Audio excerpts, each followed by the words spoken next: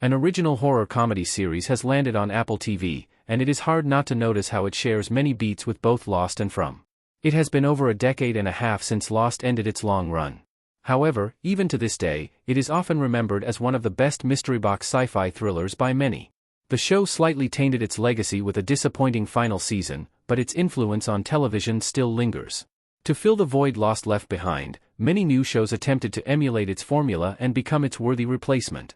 However, only a few, like MGM plus S From, have come close to capturing that intoxicating feeling of being hopelessly trapped inside a mystery that seems far bigger than the characters themselves. Much like Lost at its peak, MGM plus S From cleverly drowns viewers in one mystery after another while finding creative ways to keep them glued to their screens.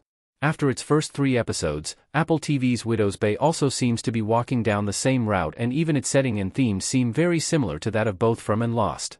Apple TV's Widow's Bay is reminiscent of both Lost and From. Similar to both Lost and From, Apple TV's Widow's Bay unfolds in an isolated setting. This isolated setting in the show is a pressure cooker where characters constantly find themselves dealing with unexplained supernatural terrors.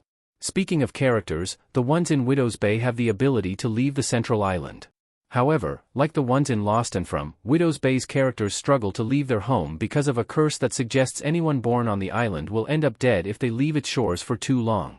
The mythological layers of both Lost and From bleed into Widow's Bay when it establishes its own unique supernatural lore.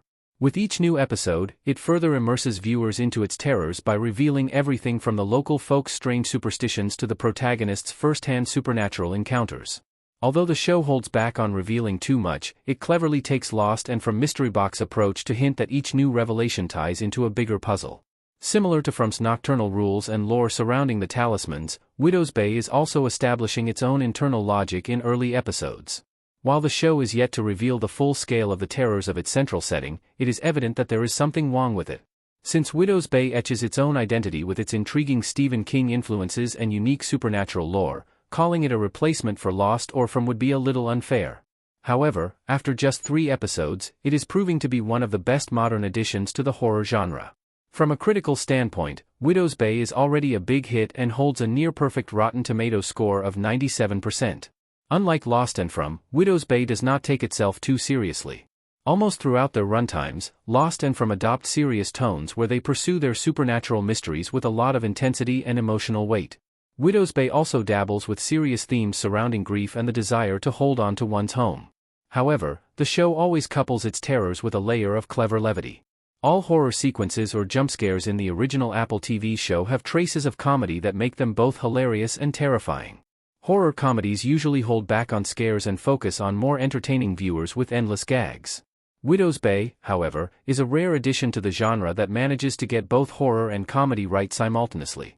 While watching some of its scariest scenes, one cannot help but nervously chuckle because of how perfectly the series balance both elements.